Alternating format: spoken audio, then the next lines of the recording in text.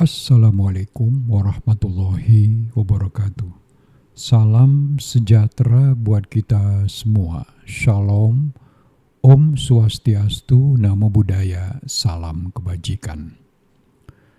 Teman-teman, pada tanggal 26 Agustus 1928 malam, Me Donoghue melakukan perjalanan dengan menggunakan tram dari Glasgow ke Paisley di Skotlandia. Setelah tiba di Paisley, dia menuju Millmeadow Cafe, tempat dia janjian bertemu dengan temannya. Di kafe ini, si teman mentraktir Me Donoghue dengan sebotol minuman ginger beer.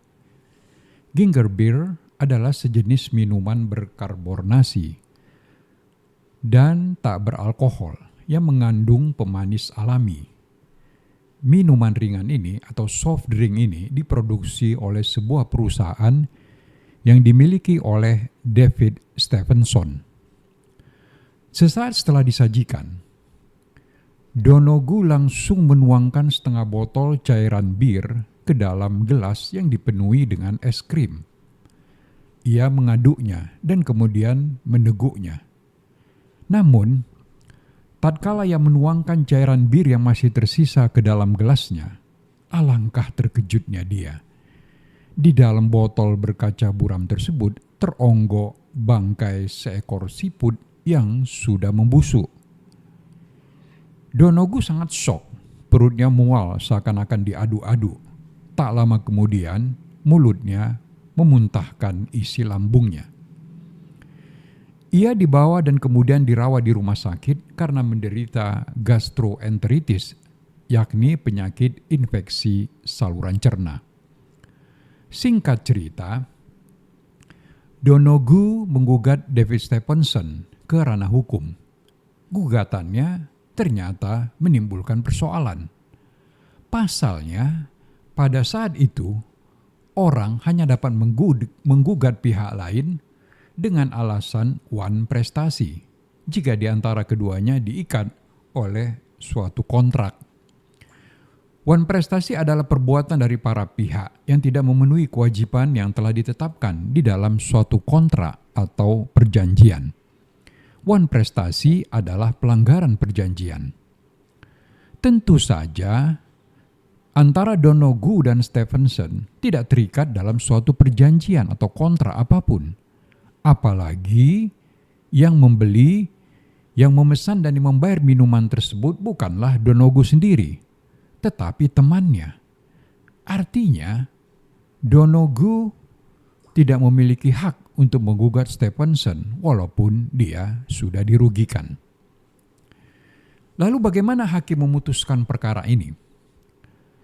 House of Lords, pengadilan tertinggi di Inggris saat itu, memutuskan bahwa Stephenson telah melakukan kelalaian dengan tidak memenuhi kewajibannya untuk memastikan bahwa minuman yang diproduksinya aman untuk dikonsumsi.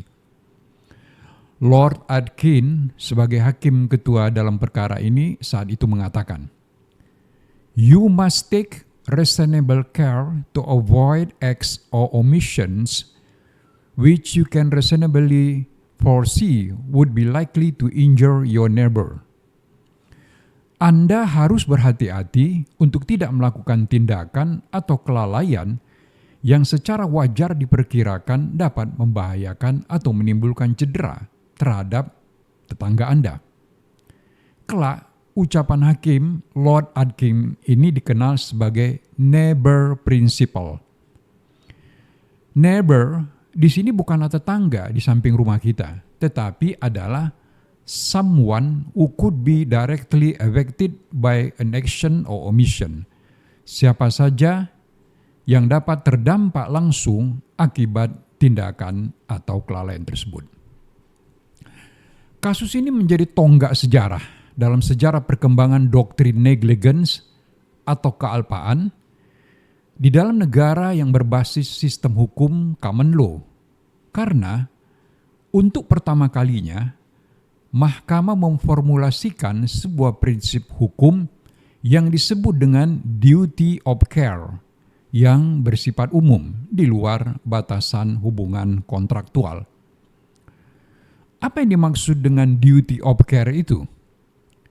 Duty of care tidak hanya sebatas tugas perawatan atau tugas pelayanan, namun kewajiban melaksanakan cara terbaik untuk memastikan bahwa suatu tindakan yang dilakukan seseorang dapat menjamin keamanan dan tidak menimbulkan cedera ataupun kerugian buat orang lain. Contoh orang-orang yang memiliki duty care di antaranya adalah dokter, memiliki duty care terhadap pasien-pasiennya dengan kewajiban memberikan pelayanan atau tindakan medis yang aman dan berkualitas sesuai dengan standar-standar yang telah ditetapkan. Produsen memiliki duty of care terhadap konsumennya atas keamanan dan kemanfaatan barang yang diproduksinya. Pengendara mobil memiliki duty of care terhadap keamanan para pejalan kaki dari kemungkinan tertabrak oleh mobil yang dikendarainya. Kasus ini juga merupakan salah satu contoh klasik tentang penemuan hukum atau rechtsbinding oleh hakim. Perumusan prinsip duty of care di sini tidaklah bersumber dari ketentuan hukum positif yang eksplisit, melainkan hasil dari interpretasi hakim dengan menafsirkan prinsip moral sosial menjadi norma hukum. Profesor Dr. Hamidah Abdurrahman SH.M.Hum di dalam mata kuliah Filsafat Hukum pada tanggal 10 Mei 2025 ketika menjelaskan tentang penafsiran hukum mengatakan, pengertian penemuan hukum itu, saudara, lazimnya diartikan sebagai proses pembentukan hukum oleh hakim atau petugas hukum lainnya yang diberi tugas melaksanakan hukum terhadap peristiwa konkret. Profesor Dr. O.S. Yarich SH.M.Hum di dalam bukunya Azas Legalitas dalam Penemuan Hukum mengutip G.A. Pointer yang mengatakan bahwa penemuan hukum diarahkan pada pemberian jawaban atas pertanyaan-pertanyaan tentang hukum yang ditimbulkan oleh kejadian-kejadian konkret. Lalu apa pentingnya penemuan hukum ini? Hukum itu ada, tetapi masih harus ditemukan, kata Paul Scholten seperti dikutip oleh Profesor Sacipto Raharjo di dalam tulisan Penafsiran Hukum yang Progresif. Adalah sesuatu yang khayal, lanjut Scholten, apabila orang beranggapan bahwa undang-undang itu telah mengatur segalanya dengan tuntas. Kegiatan penemuan hukum atau rechtsbinding sebagai biduk besar dari penafsiran hukum merupakan kekhasan dari keberadaan ilmu hukum. Dr. Rahmani Puspita Dewi SHMH di dalam bukunya Penerapan Hermeneutika di Ranah Hukum juga mengutip Paul Scholten yang menuturkan bahwa penemuan hukum merupakan ars atau seninya kegiatan pengembangan hukum. Karena penemuan hukum merupakan pekerjaan pikiran yang tidak dapat dilaksanakan tanpa adanya pengetahuan, kemahiran, keterampilan, dan kecermatan untuk memberi bentuk pada gambaran-gambaran yang kabur dan mengkristalkannya ke dalam hukum. Dengan kata lain, ini adalah proses penciptaan bentuk.